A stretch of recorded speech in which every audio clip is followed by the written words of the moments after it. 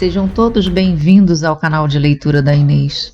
Sintam-se à vontade para dar likes, compartilhar o conteúdo e se inscrever no canal. Lembrem de ativar o sininho para receber notificações de novos vídeos de leituras de histórias interessantes. As 1001 Noites, 47ª noite. Dinazade, despertando, rogou à irmã que lhe dissesse se o bom derviche saíra são e salvo da cisterna. Sim, respondeu Sherazade, e o segundo Calândar continuou a sua história. A velha cisterna era habitada por fadas e gênios, que, socorrendo o chefe dos derviches, o sustentaram até o fundo, de modo que não se machucou. Bem, percebeu ele que devia ter ocorrido algo extraordinário numa queda em que forçosamente tinha de morrer, mas nada viu e nada sentiu. Contudo, ouviu uma voz que lhe dizia: "Sabeis quem é esse bom homem a quem acabamos de prestar tão bom serviço?"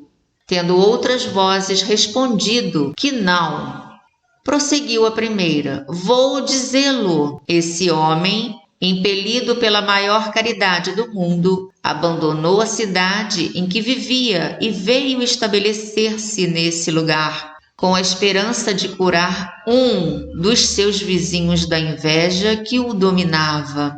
Conquistou aqui tanta estima que o invejoso, não a podendo suportar, surgiu com o intento de matá-lo, o que teria realizado sem o socorro que prestamos a esse bom homem, cuja reputação é tão grande que o sultão, que vive na cidade vizinha, deve ir visitá-lo amanhã para encomendar as suas preces à princesa sua filha."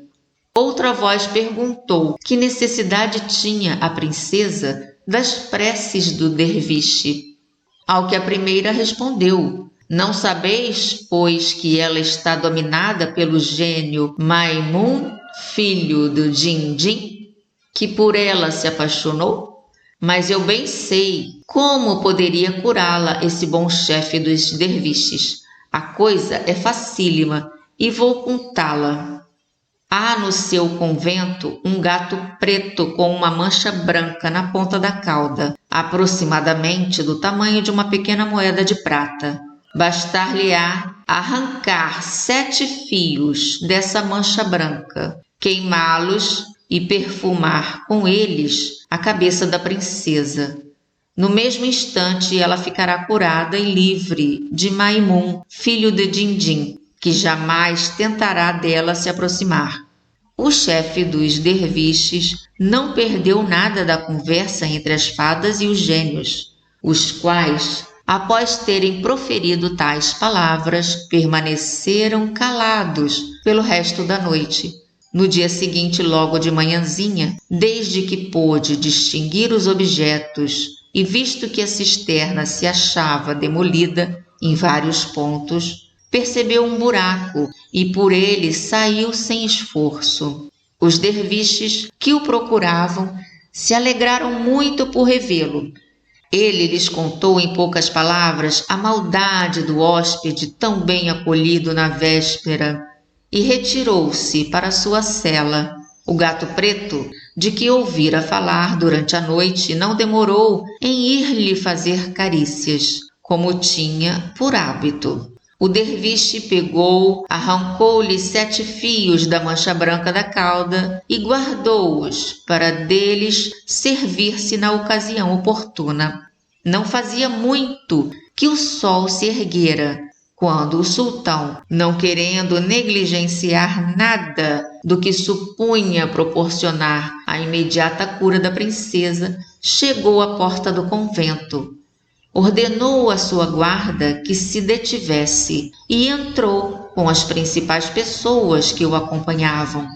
Os derviches receberam-no com profundo respeito. O sultão levou o chefe para um lado. "Bom, sheik", disse-lhe, "já sabeis provavelmente o que aqui me traz." "Sim, senhor", respondeu modestamente o derviche. "Se não me engano, a enfermidade da princesa que sobre mim faz recair uma honra que não mereço. Exatamente, respondeu o sultão. Vós me dareis a vida se, como espero, as vossas preces obtiverem a cura de minha filha. Senhor, respondeu o bom homem, se permitirdes que ela venha aqui, tenho certeza, com a ajuda e o favor de Deus, de que voltará a gozar da perfeita saúde. O rei, fora de si pela alegria, mandou imediatamente buscar sua filha, que não tardou em aparecer, acompanhada por numerosos séquito de mulheres e eunucos, e velada de modo que seu rosto ficava escondido.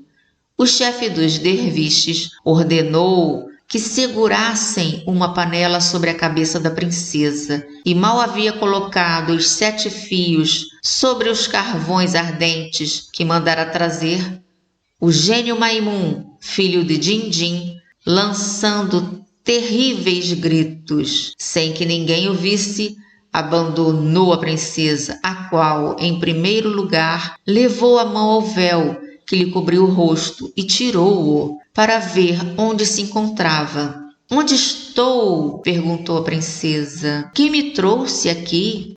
Aquelas palavras, o sultão não conseguiu ocultar sua alegria. Abraçou a filha e beijou-lhe os olhos. Beijou também a mão do chefe dos derviches e disse aos oficiais que o acompanhavam: Dizei-me o que sentis, que recompensa merece quem assim curou minha filha. Todos responderam que merecia desposá-la. É o que eu já estava pensando, disse o sultão. Desde este momento faço-o meu genro.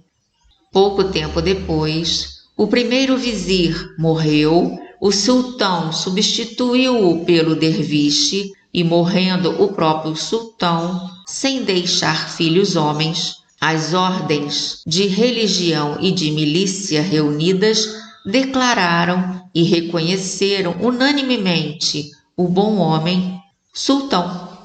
O dia que despontava obrigou Sherazade a calar-se. O derviche pareceu acharear digno da coroa que acabava de obter, mas desejando saber se o invejoso não morreria de desgosto, levantou-se, resolvido a tirar a dúvida na noite seguinte.